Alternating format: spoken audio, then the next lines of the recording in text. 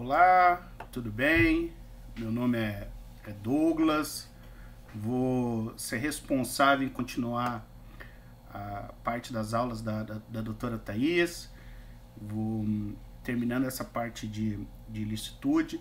Eu vou tratar especificamente da legítima defesa. Eu sei que os outros institutos já foram tratados aqui e tenho certeza que brilhantemente pela doutora Thais. E me caberá agora concluir essa parte. Então eu resolvi dividir em duas aulas que ficam mais simples.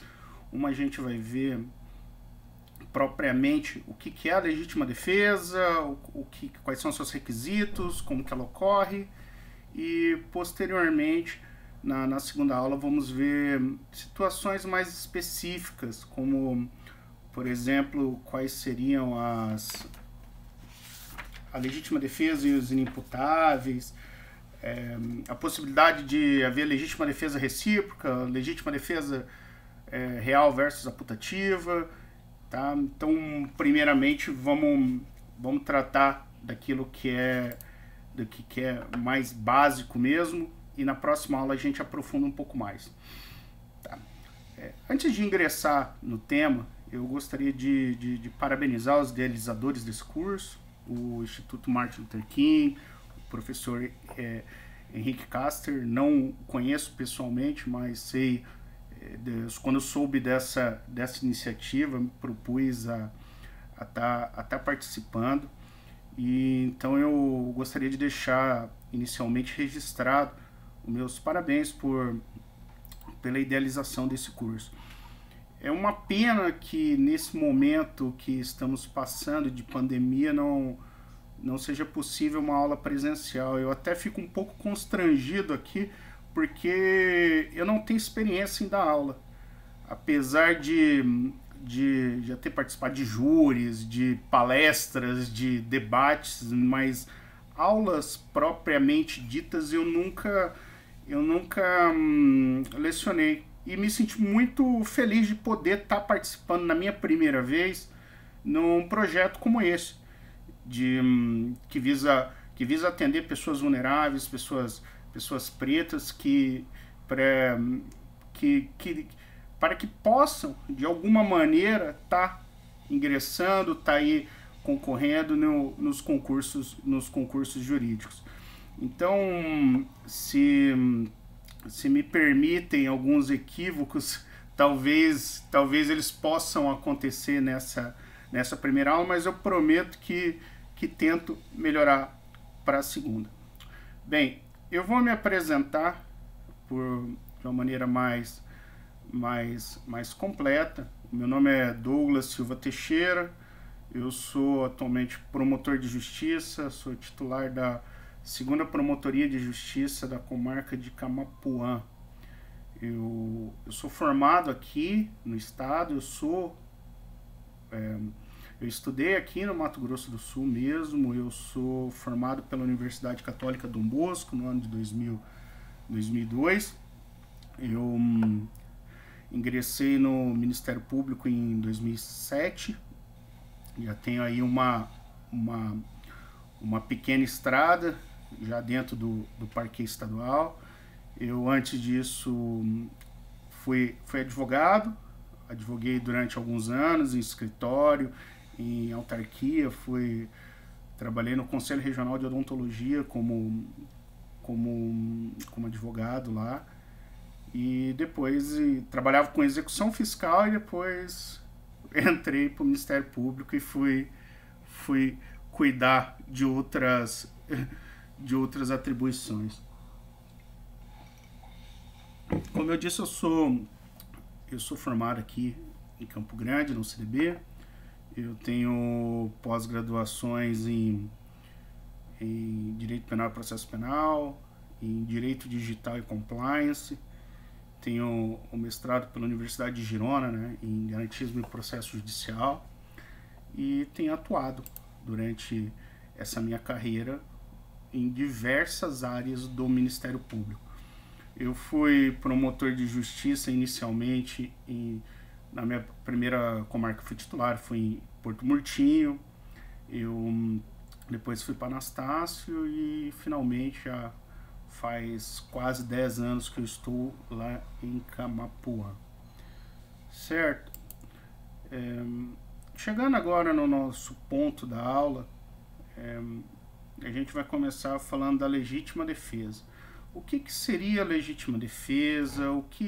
Da onde que ela é originária? Por que existir a legítima defesa? A gente sabe que o Estado ele não pode estar presente em todos os lugares e, em razão disso, ele permite aos cidadãos que em determinadas situações agirem em sua própria defesa.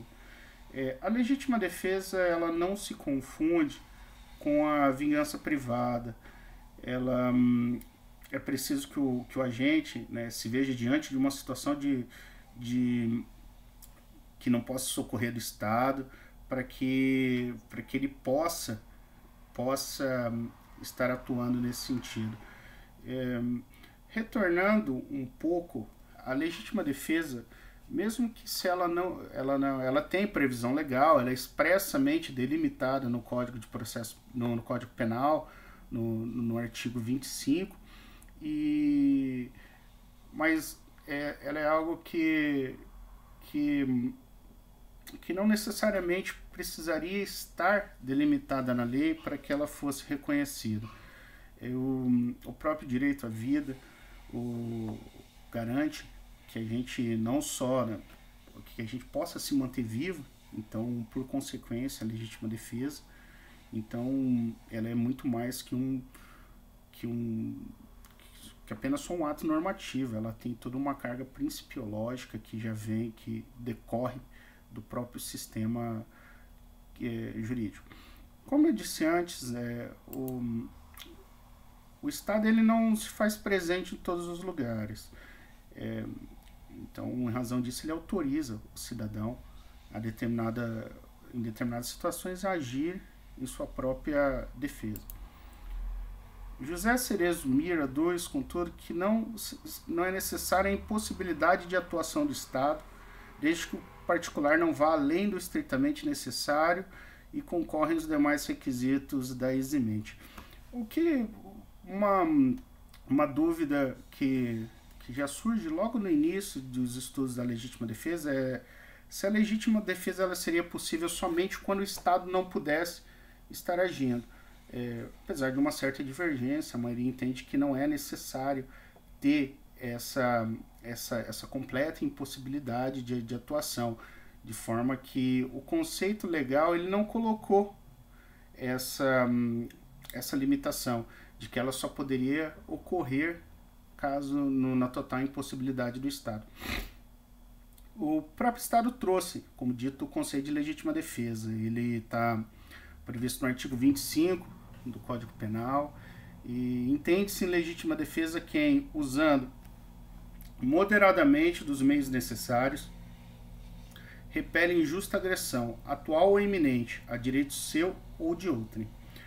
Com o advento do pacote anticrime, houve um acréscimo nesse artigo. Foi uma modificação recente, já do ano passado, né, em que foi acrescentado um parágrafo único que ele ressalta: observados os requisitos previstos no caput desse artigo, considera-se também legítima defesa o agente de segurança pública que repele agressão ou risco de agressão à vítima mantida refém durante a prática de crime.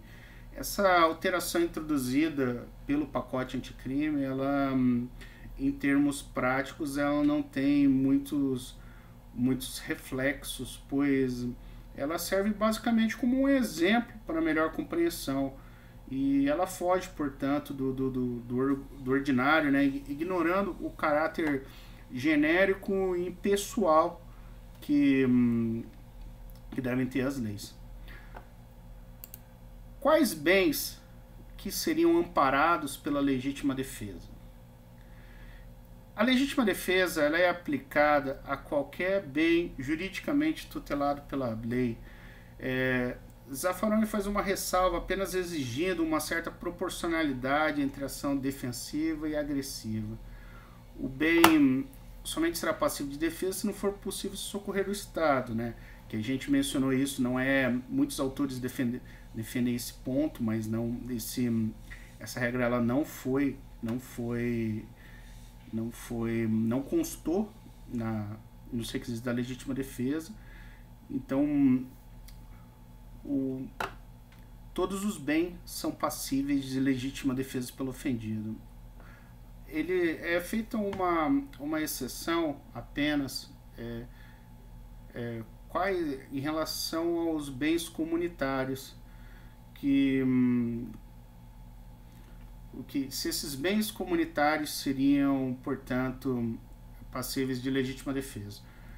A gente pode ver de cara, né, que quando a gente fala de legítima defesa, se pensa em situações como as que envolvem a vida, né, o próprio se manter vivo. A gente vê muito da legítima defesa ocorrer como tese de ser defendido, ocorrer nos casos de dolosos contra a vida. Então, nesse ponto a gente, mas como visto, todos os bens são passíveis de legítima defesa. A honra ela é passível de legítima defesa, o patrimônio é passível de legítima defesa.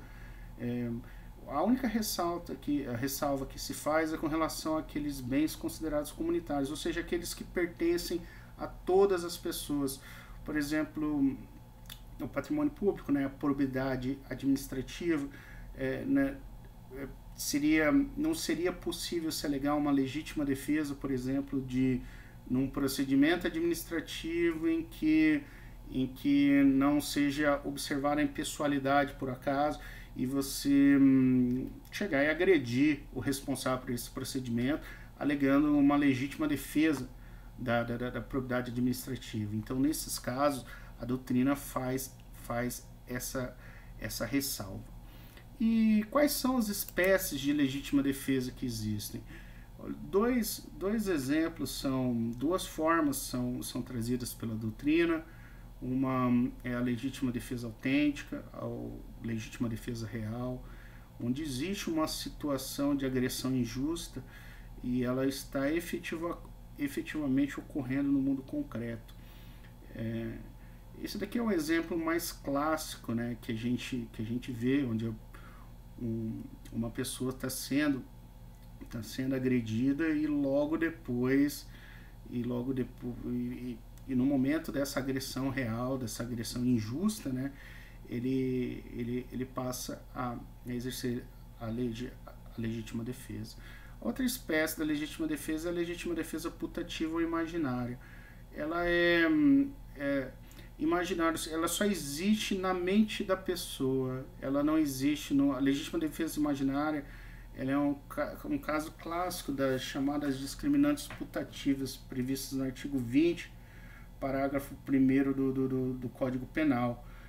E é uma situação que ela não ocorre no plano fático, efetivamente. Ela é uma situação que a legítima defesa ela se encontra na mente daquele que age em legítima defesa, mas não de fato no mundo concreto. E para esse tipo de situação, a lei ela diz que é isento de pena quem, por erro plenamente justificado pelas circunstâncias, supõe situação de fato que, se existisse, tornaria a ação legítima. Não há isenção de pena quando o erro deriva de culpa e o fato é punível como crime culposo. Eu até procurei um exemplo, se vocês quiserem procurar depois, saber mais informações. Um caso típico de legítima defesa putativa, todos os autores eles dão um exemplo de quando você encontra uma pessoa que já te ameaçou de morte no banheiro, que te ameaçou de morte, vocês estão os dois num bar, e você vai até o banheiro e nota a presença dessa pessoa que já te ameaçou anteriormente, e ela faz menção de sacar alguma coisa, e você achando que ela vai lhe agredir, você profere disparos contra ela. Esse daqui é um exemplo que quase todo livro traz. E na verdade você vai ver que a pessoa ela não estava armada, ela não iria te agredir. Mas um exemplo desse aconteceu no nosso Senado, e foi envolvendo o pai do ex-presidente Fernando Collor. Ele era senador Arnold Collor, e ele foi eleito senador nas eleições gerais de 1962. E ele tinha um inimigo político chamado Silvestre Péricles. E havia uma hostilidade entre os dois desde a época da eleição. E aí num dia 4 de dezembro de 1963, ambos os senadores, né, o Silvestre também foi eleito senador, eles se encontravam armados no Senado, e enquanto o Arnold ele proferia o discurso na tribuna na Câmara, ele percebeu que o Silvestre sacaria uma arma. E se antecipando a isso, o senador Arnold ele disparou 3 vezes. Ele sacou sua arma e disparou 3 vezes. Nenhum dos tiros atingiu o senador Silvestre, mas atingiram o senador do Acre, o José Cairala, que era suplente, morreu no seu último dia de trabalho. Os dois foram presos, o Arnold permaneceu preso durante 7 meses e foi julgado pelo Supremo Tribunal Federal, e a justiça entendeu que ele agiu em legítima defesa.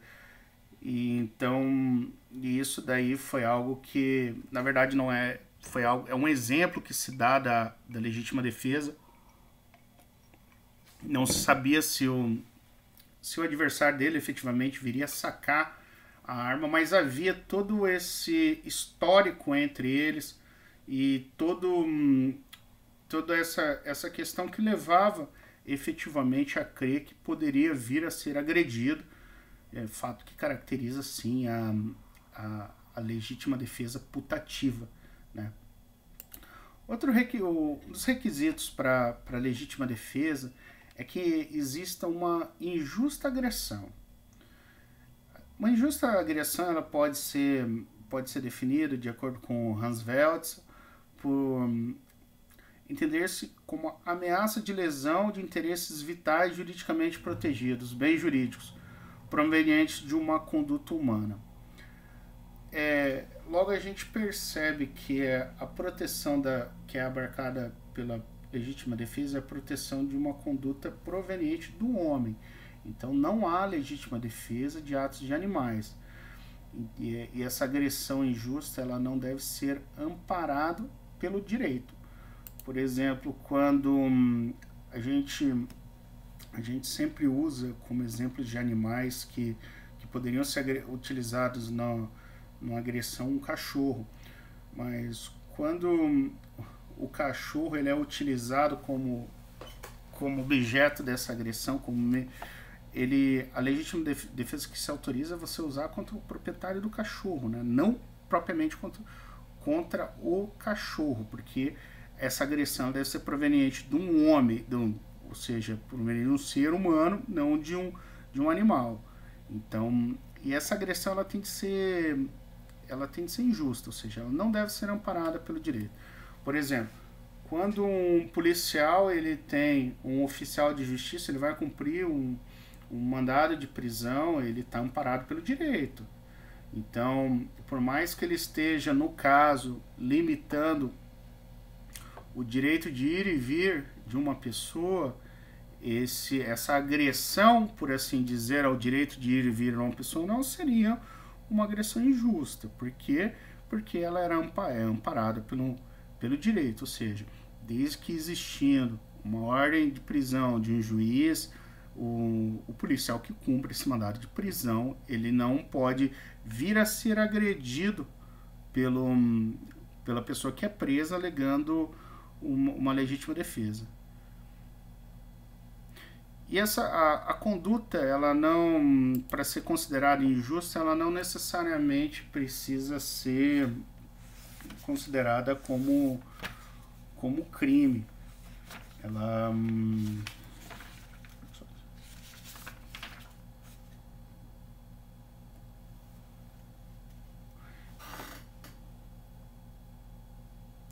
um exemplo que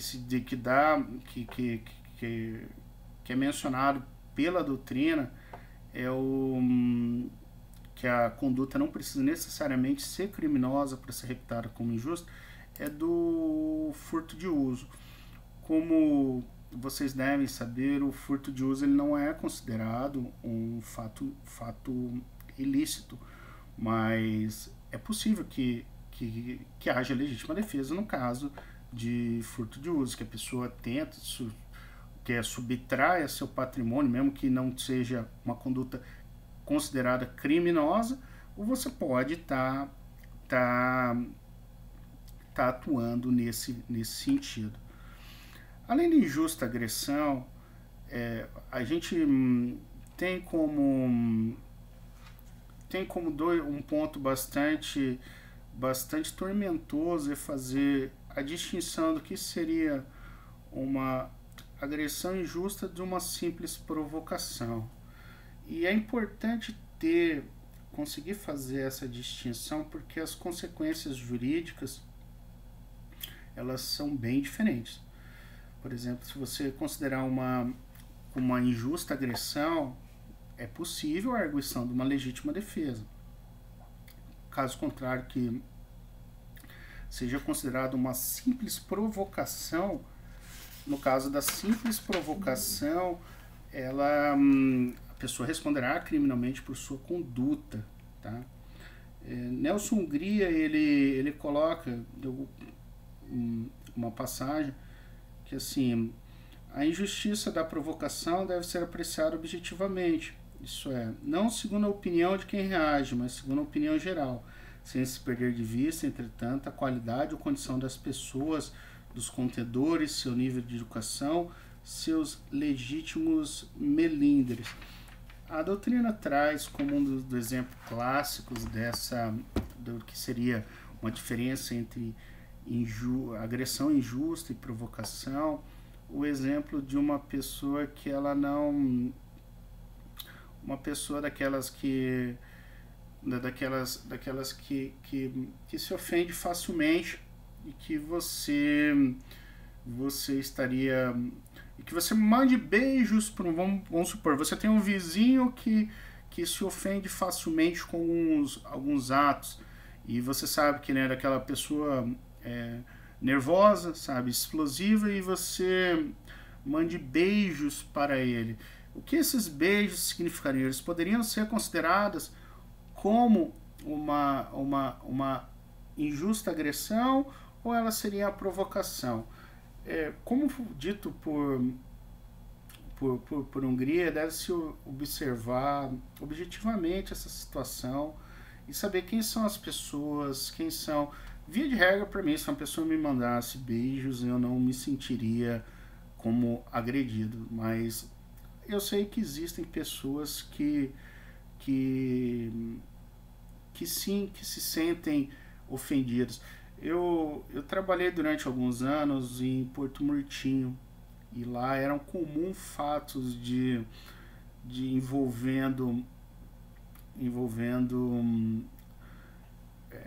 envolvendo paraguaios ou pessoas que tinham o sangue paraguaio, que a gente...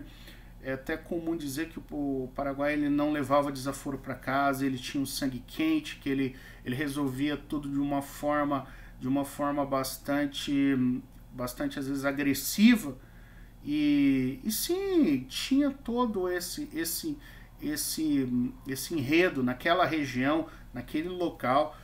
As pessoas que trabalham em zonas de fronteira sabem como que é. Eu já trabalhei, fui titular em Porto Murtinho, mas trabalhei também em Corumbá, de que algumas situações, quando elas ocorrem, elas são sim suficientes, mesmo que para a maioria, para algumas pessoas não sejam considerada uma agressão, para eles em determinados aspectos eram de alguns determinados xingamentos, algumas posturas, e tudo isso, como eu disse, ela tem a ver, apesar de, lógico, é bem tormentosa a distinção, e ela tem a ver com as consequências.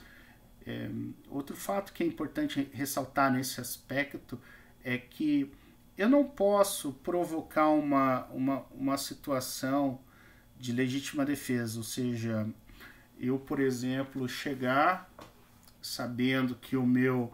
Voltando àquele mesmo exemplo do vizinho bravo, e chegar a saber que ele é estourado, eu mandar beijos para ele, esperando uma reação dele, para que aí eu possa atuar em legítima defesa, esperar que ele venha para cima de mim, eu possa atirar nele.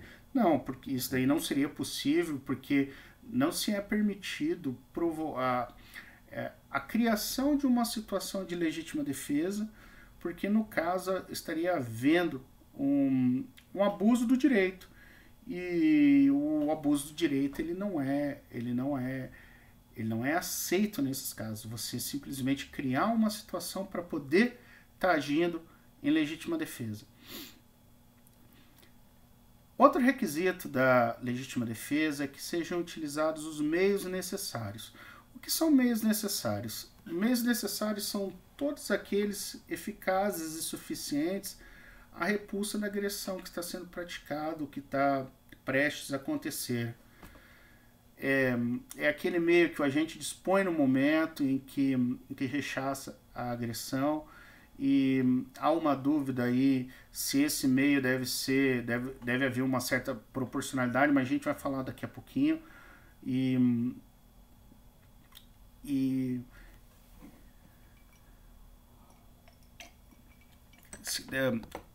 se deve haver uma certa proporcionalidade, e também se ele é o único meio à disposição no momento. O difícil de tratar de algumas questões envolvendo o assunto é que a legítima defesa ela gera uma discussão bastante saudável. Então, quando eu lembro disso, das aulas que eu já tive, que há essa interação entre as pessoas, há essa discussão, e muitas dúvidas, muitos exemplos são ali levados, fica mais fácil de discutir. Ela é uma situação muito do cotidiano, a legítima defesa. Eu faço júri já faz alguns anos, e eu vejo que não é uma tese que é difícil de acontecer. Já tive, eu me recordo até, acho que nesse ano não, até porque a gente está sem fazer júri já faz alguns meses, né, sem realização de plenários, mas no ano passado eu tive um caso que eu pedi para que fosse reconhecida a legítima defesa, mas quando você pega em plenário já, eu vim para Campo Grande para participar de um dos júris do mutirão, teve no mês de novembro, e eu lembro que era um caso em que um vizinho já se encontrava, já existia um certo histórico envolvendo problemas entre os dois. Se não me engano, eu acho que ele era um policial aposentado, um bombeiro aposentado, não me recordo ao certo. Eu sei que ele foi um agente de segurança, e ele era um dia de Natal, véspera do Natal, e o vizinho estaria, segundo ele, urinando no seu portão. Em que ele puxou, e ele chamou, ele saiu na frente da casa dele, viu o vizinho, e chamou a atenção dele. Nisso iniciou um bate-boca, e nisso daí eles teriam entrado em briga, um estaria armado, ele teria desarmado e utilizado a arma para se defender e causado a morte da pessoa.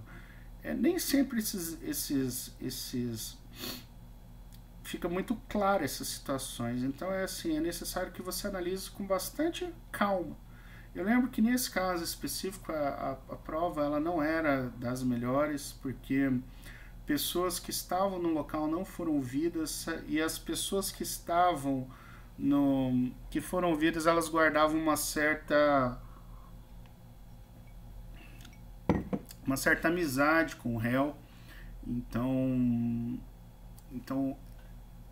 era preciso ver com um pouco de ressalva, mas no final foi que eu terminei concluindo que, apesar de algumas situações na versão do réu não se explicarem muito bem pelo que ele disse que a pessoa estava armada, que ele tomou a arma dela e que desferiu o golpe. A gente vê que as outras situações o histórico, o urinar no portão, eles estavam presentes, e o início dessa confusão. Então foi assim que os fatos foram resolvidos. Mas retornando aqui, é necessário que você utilize dos meios necessários, ou seja, são todos aqueles meios eficazes e suficientes à repulsa da agressão que está sendo praticada, que está prestes a acontecer. Esse meio ele deve ser o único à disposição. Olha, a gente acredita que a repulsa, a ação, ela deve ser o menos danoso possível de quanto estiverem à sua disposição. Eu dou um exemplo de que, lógico, isso daqui é bastante hipotético, mas você tem uma mesa de armas à sua disposição ali, você pega você pega em um determinado ato, a pessoa te xinga pratica uma agressão, e você reage explodindo a casa dela.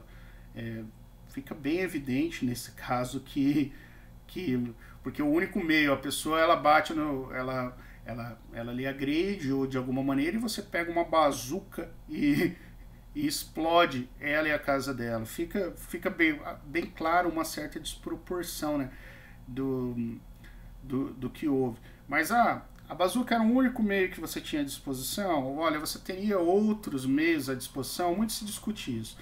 Então é necessário analisar uma certa proporcionalidade. Eu digo isso, um exemplo que se traz bem claro disso daqui é quando você é proprietário de um local e você tem num pomar árvores frutíferas, e uma criança ingressa para subtrair algumas frutas, algumas mangas, algumas jabuticabas, e você estando no local com uma espingarda, você efetua um disparo contra a criança. Nesse caso, fica bem evidente a desproporcionalidade entre o ataque e a repulsa. Ou seja, se você de uma certa forma você gritasse com essa criança, tivesse outros meios de fazer com que ela não estivesse, porque assim, evidencia sim uma situação de legítima defesa. O que é? A pessoa é uma injusta agressão ao patrimônio do dono do pomar, mas não se vê a utilização dos meios de uma forma moderada, tá? Dos meios necessários, ou seja, há uma desproporção. Além da utilização dos meios necessários, é imperioso que esses meios necessários eles sejam utilizados com moderação, sob pena de incorrer em excesso. O excesso, a gente vai ver as consequências do excesso, nós vamos ver na próxima aula.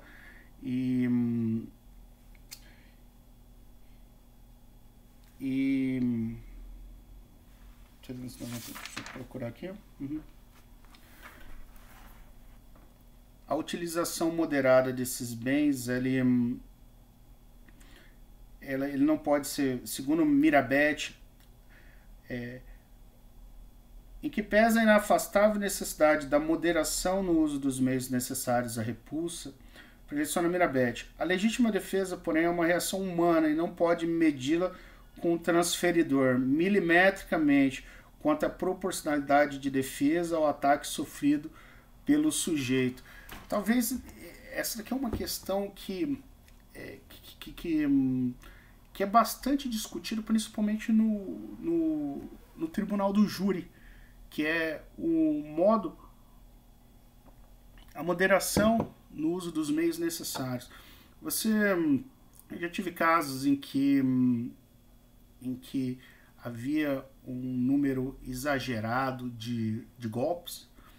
A gente vê muito isso em casos de feminicídio, que se utiliza muito de facas, e o que se faz, isso daí, talvez, não sei se o doutor Thaís chegou a mencionar, mas é uma da especialidade dela, então, essa questão do envolvendo gênero, mas que a pessoa ela quer destruir a outra, e ela utiliza de um grande número de golpes, de extravasar aquela sensação. E isso daí seria incompatível com a legítima defesa. Só que é difícil de se mensurar isso daí. Por quê? Porque envolve aspectos da natureza humana e situações que elas não têm essa previsão milimétrica, que nem foi ressaltado pelo professor Mirabete. Eu até fui pesquisar, estava vendo um artigo que um amigo, uma live, na verdade, que um amigo me recomendou, que que ela fala das armas de fogo e do poder do stop power, que é o poder de parada. Ou seja, quando você atira, quando treina tiro, eu não sou um especialista, então eu vou ser bastante superficial nessa parte. A gente tenta de uma forma bastante... Vocês já devem ter visto um alvo daqueles de papel, como eles concentram essa parte do tórax como alvo preferencial. E alguns estudos dizem qual que seria o poder de você atirando com uma... Geralmente esses disparos são feitos com pistola, né? Que é uma arma de baixa velocidade, por assim ser considerado. Qualquer calibre de pistola é uma arma de baixa velocidade. Então é muito efetivo o lugar onde ela acerta. A penetração, às vezes você atravessa um braço. Então, para um tiro ser eficiente, ele tem de ser... Depende do lugar onde ele acerta, a penetração que ele tem e o diâmetro da lesão. Ao contrário de outras armas que a gente vê, a gente sempre se fala muito do fuzil, né, que ele tem um orifício de entrada e um orifício de saída bem maior que o de entrada. O da pistola ele só machucaria o diâmetro da lesão. Então essa questão do stop power, eu atirando numa pessoa, ela já para de imediato? A resposta, ela tem inúmeras variáveis, depende muito, porque a gente sempre treina. São situações em que há um envolvimento emocional intenso, então não se pode medir de forma milimétrica mesmo isso daí. Mas o exemplo que se dava nessa live era de uma pessoa que foi atingida com um tiro no coração. O coração foi destruído e a pessoa ainda correu uma quadra. Ou seja, ainda teve um tempo entre 10 e 15 segundos de reação. E isso daí até ela desligar. Quando a gente vê aqueles tiros de sniper, geralmente eles miram regiões nervosas, em que basicamente você desliga a pessoa ali. Mas quando você faz um disparo com essas armas de baixa velocidade, como a pistola, ela nem sempre ela consegue conter aquela agressão. Então, às vezes, sim, é necessário que você dê 4, 5, 6, 7, 8 disparos, dependendo do caso. Tem situações que com um disparo a pessoa desiste, mas tem com outros que esse disparo ele quase não surte efeito. Então, por isso que essa moderação do uso dos meios necessários, ela não pode ser medida dessa maneira, sabe, milimétrica, como se fosse colocado numa balança, porque nem todas as situações elas são de fácil percepção. É óbvio que se você atirar com uma metralhadora e efetuar 200 disparos, fica evidente um uso imoderado, mas não seria o caso necessariamente de 4, 5, 6 disparos, a depender do caso. O próximo requisito da legítima defesa que nós vamos ver é que ela serve a você a repelir uma agressão atual ou iminente. Atual é a agressão que está acontecendo e iminente é aquela que está prestes a acontecer. Se essa agressão ela for passada ou se ela for futura, não há de se falar em legítima defesa. A gente vê, novamente voltando ao plenário do Tribunal do Júri, muitas alegações de legítima defesa para dizer assim, olha, o cara já me bateu no passado, a gente já brigou quando era criança, ou olha, ele me bateu, eu fui até a minha casa, busquei a arma e retornei. Nesses casos fica muito evidente que não estava acontecendo uma agressão atual e nem havia iminência de uma agressão, ou seja, a gente estava tratando de uma agressão passada, uma agressão que já aconteceu. Outra questão difícil é a respeito alguns falam da legítima defesa antecipada, a legítima defesa prévia, preventiva ou pré-ordenada. Não há um consenso, ao contrário, acho que é uma parte uma parte menor da doutrina que aceita como legítima defesa algumas situações em que a agressão ela é futura, apesar de não estar tão longe. Eles dão muito o exemplo daqueles presos que são aquele do carcereiro que é preso durante uma rebelião e que fica ali amarrado ou de alguma maneira subjugado com os presos, em que eles falam assim, olha, nós vamos esperar até amanhã e se nossas reivindicações não forem aceitas, nós vamos te matar. E esse cara percebe que isso vai acontecer e durante a noite, ele percebendo uma brecha, ele termina matando um desses líderes da rebelião. Para alguns autores, a exemplo do William Douglas, acho que ele menciona isso daqui seria uma legítima defesa antecipada, prévia, preventiva ou pré-ordenada. Mas para a maioria isso daí não se pode falar nessa figura de legítima defesa dessa forma, pré-ordenada ou antecipada, mas que o caso poderia ser resolvido pela inegibilidade de conduta diversa. Não sei se vocês tiveram aula ainda de culpabilidade, mas se tiveram, devem ter visto, e se não tiveram ainda, possivelmente vão ter. Eu imagino que deve ser uma das próximas aulas. Prosseguindo, é necessário que você defenda um direito próprio ou de terceiro.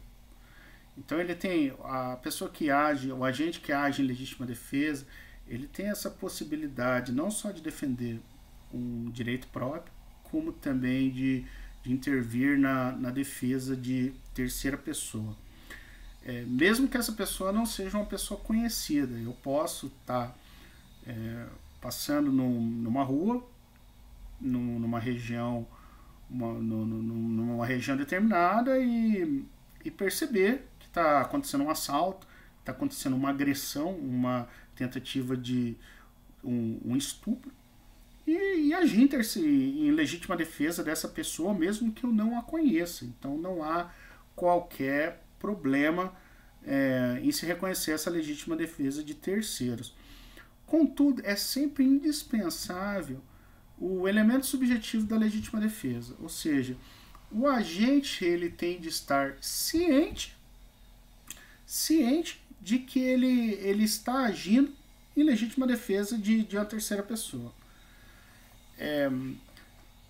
Nesse caso do elemento subjetivo, um exemplo muito mencionado é daquela pessoa que ela utiliza uma legítima defesa de terceiro para matar um desafeto. E vamos supor que A, querendo matar B, efetua um disparo contra essa, e sem que ele percebesse, o B estaria na iminência de atacar o C. Nesse caso, se a gente pudesse ver a situação por uma foto da situação, a gente diria, olha, o A atirou em B, mas foi para defender, foi para proteger, foi legítima defesa do C. Mas como o A não sabia dessa situação, ele não sabia que ele estava atuando em legítima defesa de uma terceira pessoa, isso não pode ser considerado, isso não é aceito. E outra ressalva que se faz em relação ao direito próprio, ele deve ser observado também quando o bem for de terceiro, o direito próprio de terceiro, se o bem de terceiro for disponível. Quando o bem de terceiro é disponível, vai haver uma autorização do seu titular, caso contrário, a intervenção será considerada ilegítima. É necessário ela será considerada ilegítima. O que seria isso? Seria no caso, por exemplo, uma pessoa está quebrando um patrimônio, um bem. Sem que essa pessoa dê, como o patrimônio é um bem disponível, para que você pudesse defender o patrimônio de um terceiro, seria necessário que houvesse uma autorização do dono desse patrimônio. Ao contrário de, por exemplo, quando você estiver defendendo a vida, a integridade corporal, outros bens que são considerados indisponíveis. Aí, nesse caso, não seria necessário qualquer tipo de autorização. Por fim, voltando um pouco só,